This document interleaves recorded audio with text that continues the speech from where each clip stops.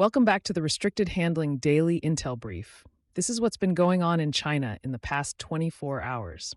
The lead story is a small naval exercise with a much larger political purpose. China plans to conduct communications and at-sea replenishment drills with an Indonesian warship east of Taiwan. It would be the first Chinese exercise with a foreign military in those waters. Beijing calls it practical cooperation for regional peace. Taiwan calls it a dangerous attempt to create the impression that China controls the island's eastern approaches. Indonesia describes something much narrower, a customary passing exercise by a ship returning from Russia, unrelated to warfighting. All three descriptions can exist around the same event because the tactical activity is limited. The strategic value comes from the picture Beijing can create. A foreign flag beside a Chinese warship helps normalize Chinese operations, where Taiwan has traditionally counted on depth and access to outside support. Indonesia's caution is just as important. Its navy is preserving a routine seamanship explanation, while China emphasizes joint operational capacity. That gap shows Jakarta's broader hedge.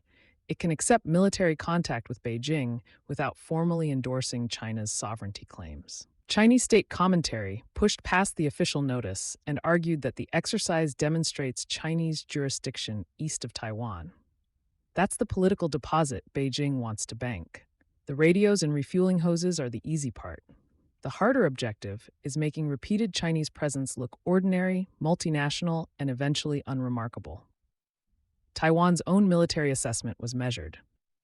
An official said the Indonesian vessel, operating roughly 70 to 80 nautical miles offshore, carried geopolitical significance while posing no direct military impact.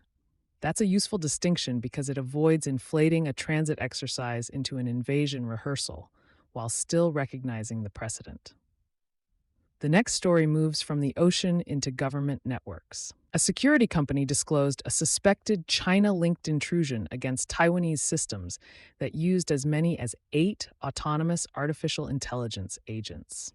The reported compromise reached 85 accounts across 21 government systems and took more than 2,500 personnel records. The activity also reportedly reached a nuclear safety agency and energy companies. Another technical investigation has separately shown a Chinese-speaking threat actor using autonomous AI for network enumeration and exploitation.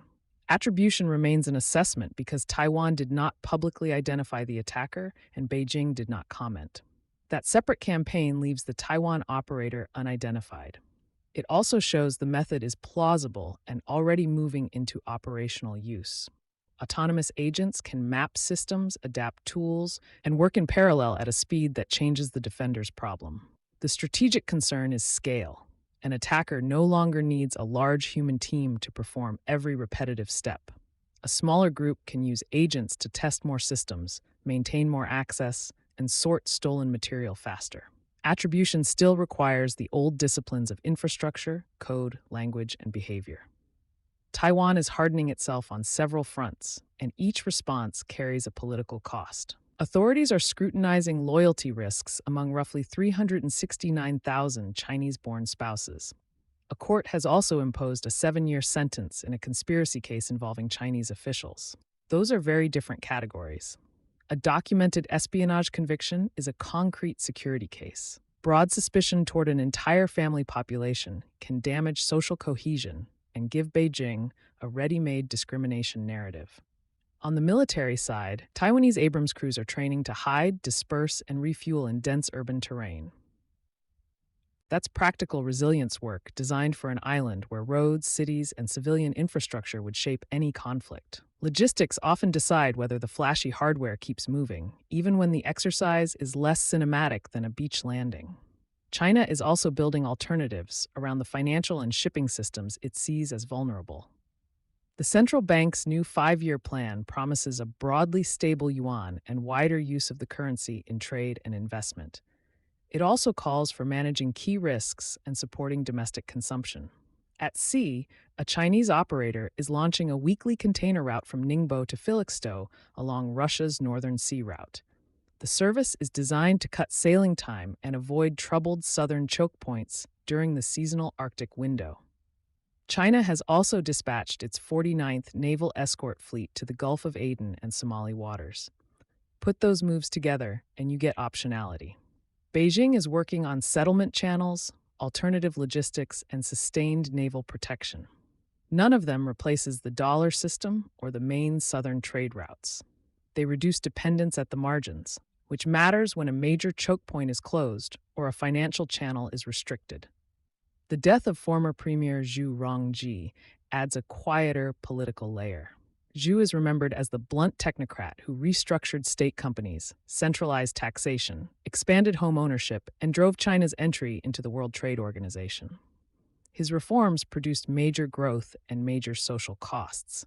His legacy creates an awkward comparison with today's more state-directed model. Official commemoration can celebrate modernization without inviting an open debate about whether China needs another period of forceful market reform. Funeral attendance and permitted public commentary will show how much space the party allows for that conversation. Meanwhile, the positive domestic agenda is packed with industrial milestones.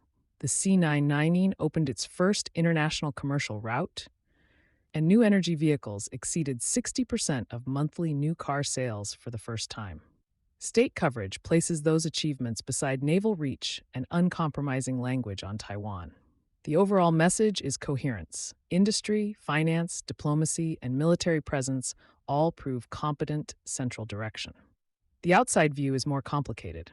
China's capacity is growing, but so are the political reactions to how that capacity is used. Watch whether the Indonesia exercise becomes a template. A similar passing drill with another partner would carry more weight than this single event. Also watch for technical evidence that clarifies the cyber attribution and for any official response that moves beyond carefully worded monitoring. That's it for today's tour through the world's least relaxing headlines. If this was useful, leave a review or comment. For the deeper dive, head to restrictedhandling.substack.com. Stay sharp.